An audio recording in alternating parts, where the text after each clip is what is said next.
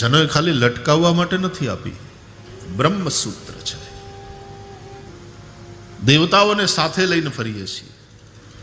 પૂજ્ય ડોંગરે બાપા એમ કહેતા કે બ્રાહ્મણ, અને ખાસ કરીને કર્મકાંડમાં અને કથાક્ષેત્રમાં રહેલો બ્રાહ્મણ સતત 3 દિવસ જો સંધ્યા ન કરે તો એ ચાંડાલનું રૂપ બને. આવું મેં ડોંગરે બાપજીના મુખે સાંભળેલું. એમના ભાગવતમાં પણ હશે.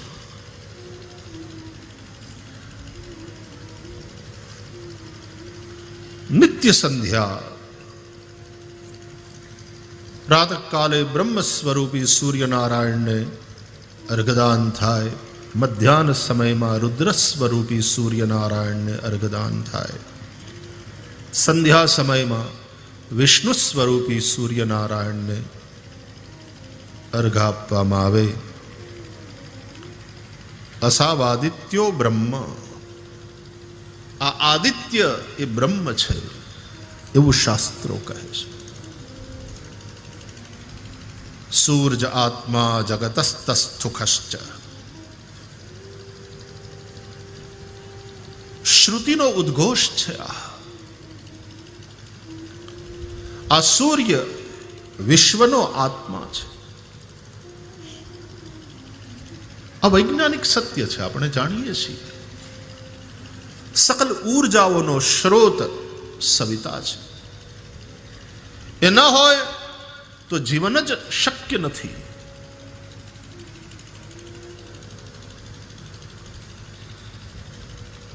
અસાવાદિત્યો બ્રહ્મ, આદિત્ય બ્રહ્મ છે. એ જ બ્રહ્મા રૂપ, વિષ્ણુ રૂપ, શિવ સ્વરૂપ છે. નમઃ સવિત્રે જગદેક ચક્ષુષે,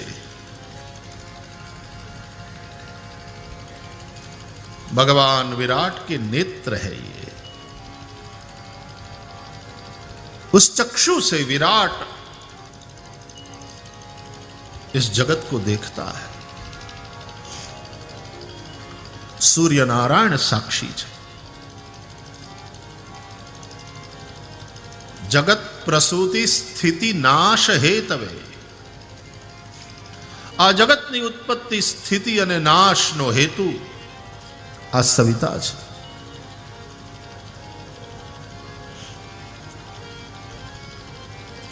અને એટલા માટે એ સવિતાને વિરંચી નારાયણ શંકર આત્મને આવું કહીને નમસ્કાર થાય છે. ત્રયીમયાય ત્રિગુણાત્મધારિણે વિરંચી નારાયણ શંકર આત્મને, વિરંચી બ્રહ્मा नारायण विष्णु और शिव स्वरूप ये सविता है, आदित्य.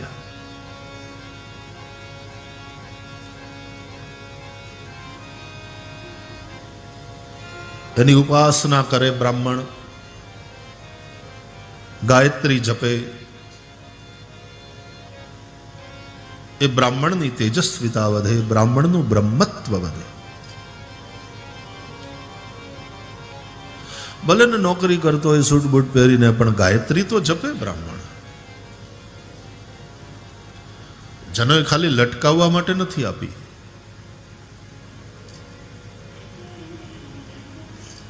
બ્રહ્મસૂત્ર છે.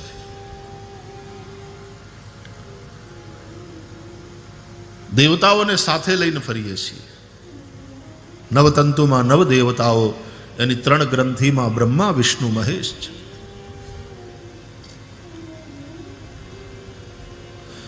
જનોઈમાં જ્યાં ગ્રંથિ હોય, ગ્રંથિ વક્ષના ભાગે આવે એ રીતે જનોઈ ધારણ કરવાની હોય છે. ગ્રંથિ નીચે ન રહેવી જોઈએ. ગ્રંથિ અહીંયા વક્ષના ભાગે આવે. હૃદય એ ભગવાનનું સ્થાન છે. અને એમાં એક મર્યાદા પણ છે.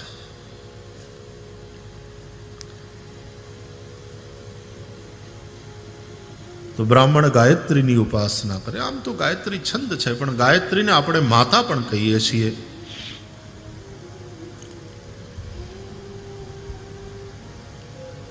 ગાયત્રી પરિવારમાં તો ગાયત્રીના મંદિરો, ગાયત્રી માતાની મૂર્તિ, અને સંધ્યામાં પણ માં ગાયત્રીનું પ્રાતઃકાલે, મધ્યાહ્ન કાલે અને સાયંકાલે અલગ અલગ પ્રકારે ધ્યાન થાય છે, અલગ અલગ સ્વરૂપમાં.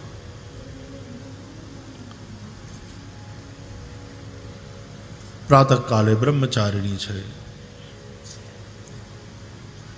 રક્ત વસ્ત્રા છે, મધ્યાહ્ને રુદ્ર સ્વરૂપિણી યુવા શ્વેત વસ્ત્રા, અને સાયંકાલે વૃદ્ધામ સરસ્વતીમ કૃષ્ણામ પીત વસ્ત્રામ, પીત વસ્ત્રવાળી. એવી માં ગાયત્રીનું ધ્યાન સંધ્યામાં બ્રાહ્મણો કરે છે. ગાયત્રી જપે.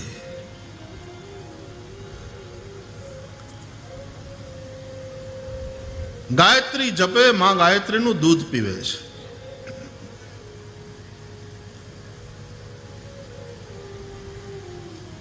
ગાયત્રીનું દૂધ એટલે તેજસ્વીતાનું દૂધ.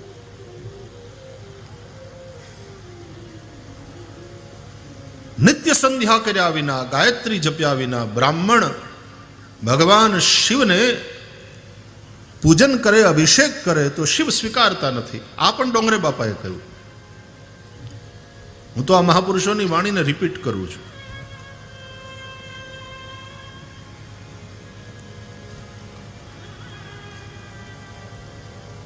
દોષ લાગે. વૈદિક પરંપરા, જે ઋષિઓની પરંપરા છે ને, એ ખૂબ કઠિન, કડક અનુશાસનની અપેક્ષા રાખે છે. સવારે ઉઠો ત્યારથી માંડી રાત્રે શયન કરો ત્યાં સુધીની વાતો જે વૈદિક પરંપરાથી જીવનારો બ્રાહ્મણ છે, વેદમાં સ્પષ્ટ છે, શાસ્ત્રોમાં સ્પષ્ટ છે. દરેક ક્રિયા કેવી રીતે કરવી, વિધિ નિષેધ, કર્તવ્યની સ્પષ્ટ વાત શાસ્ત્રોએ કરી છે.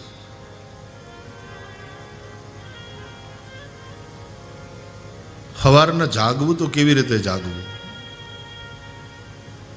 પલંગની નીચે પગ મૂકવો તો કેવી રીતે મૂકવો, દાંતણ કરતી વખતે બોલવાના શ્લોકો, શૌચ ઇત્યાદિ કરતી વખતે કર્તવ્ય અકર્તવ્ય શું છે એનો ખ્યાલ કરવાનો. જલે મૂત્ર પુરુષોત્સર્ગ ન કર્તવ્ય.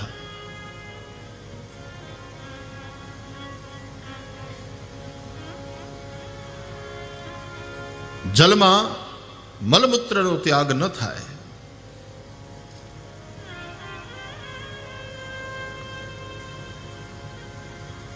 કઈ દિશામાં મોઢું રાખીને બેહવું, બોલો. આટલી માઇન્યુટ બધી વાતો. શૌચાદી ક્રિયા વખતે કઈ દિશામાં મુખ રાખીને, અને પછી માટી દ્વારા કયો હાથ કેટલી વાર ધોવો.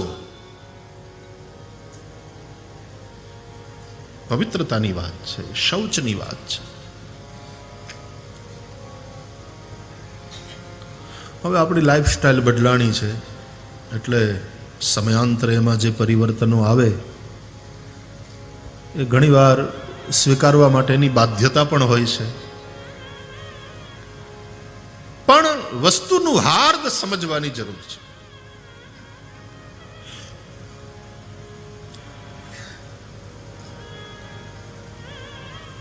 દાંતણ કરે તો દાંતણ કરતી વખતે બોલવાના શ્લોકો, શેનું દાંતણ હોવું જોઈએ, કેટલા આંગળનું માપનું હોવું જોઈએ, બોલો.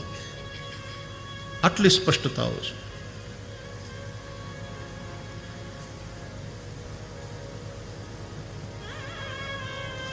દાંતણ કર્યા પછી ક્યાં નાખવું એ સમજવાનું. એની ઓળ ઉતારીને પછી ફળિયામાં સીધા ફેંકી દઈએ એમ નહીં.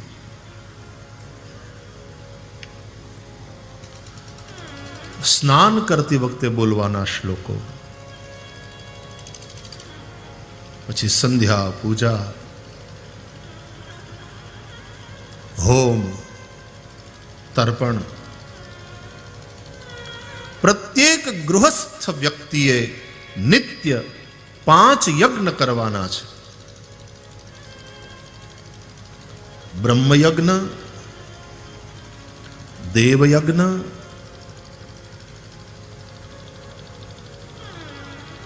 પિતૃયજ્ઞ,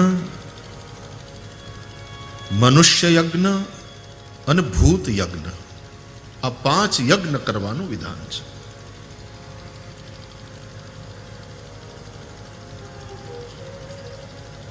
શા માટે? આ શા માટે એવું પૂછવાનું? શું કામ ભાઈ? શા માટે? કેવી રીતે? આ બધું પૂછવાનું તો જ સ્વસ્થ રહે ધર્મના બધા ક્રિયાકાંડો. આ શા માટે પૂછવાનું બંધ થઈ ગયું અને પૂછે એને નાસ્તિક માંડવા માંડ્યા આપણે. એ ભૂલ કરી. એમાં ધર્મક્ષેત્ર હાવ ધીમે ધીમે ધીમે નિષ્પ્રાણ થવા માંડ્યું. બ્રહ્મદેવતા એમ કહે કે 3 વાર પાણી પીઓ તો પૂછો ને શા માટે? 3 વાર કેમ? 2 વાર કેમ નહીં? 4 વાર કેમ નહીં? ગોર બાપા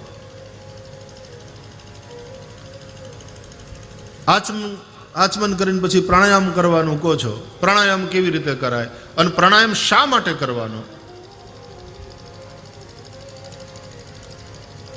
આ પૂછવાનું. કોઈ પણ વિધિઓ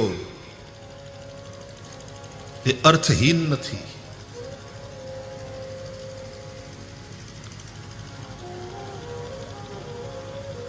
ગૃહસ્થે પંચયજ્ઞ નિત્ય કરવા એવું શાસ્ત્રોનું વિધાન છે. શા માટે? કારણ કે ગૃહસ્થના ઘરમાં 5 પ્રકારે પાપ થાય રોજ. 5 ઠેકાણા પાપના. બહુ ધ્યાન રાખવા છતાં પણ આ પાપ થતા હોય છે. અનિવાર્યપણે આ 5 પાપ થતા હોય છે. 5 ઠેકાણા ગૃહસ્થીના ઘરમાં પાપના છે. ચક્કી, ચૂલા, ओखली, बुहारी और पानी का स्थान. पानी छान के पीना पड़ता है. चक्की चलाते समय, चूल्हा जलाते समय, बुहारी लगाते समय, ओखली कूटते समय और पानी छानते समय पाप होता है. जीव हिंसा होती है. આ રીતે થયેલા પાપનું પણ પ્રાયશ્ચિત કરવું પડે. માટે પ્રત્યેક ગૃહસ્થ વ્યક્તિ નિત્ય પંચયજ્ઞ કરે. કોઈ દલીલ એવી કરે અને કરાય. દલીલને તો અવકાશ છે જ સાહેબ. દલીલ કરે અને તમે ધક્કા મારીને કાઢી નહીં મૂકો યાર. એનું સ્વાગત કરો. સંશય કરે એનું સ્વાગત કરો. સંશય ન હોત ને તો રામાયણ ન હોત વાલા. સંશય ન હોત તો ભાગવત ન હોત. સંશય ન કર્યા હોત અને પ્રશ્ન ન પૂછાયા હોત તો ગીતા ન હોત. આ બધા શાસ્ત્રો એ સંશય થકી તો સર્જાયા છે. ऐसे ही संशय की न भवानी, ऐसे ही संशय की न भवानी, महादेव तब कहा बखानी, महादेव तब कहा बखानी, महादेव तब कहा बखानी,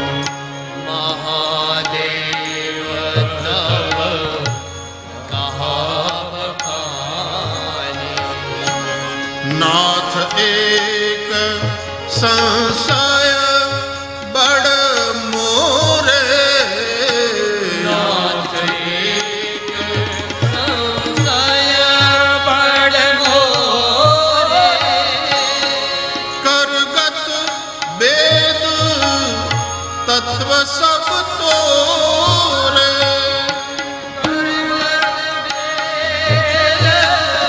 तत्व सब तोरे, करगत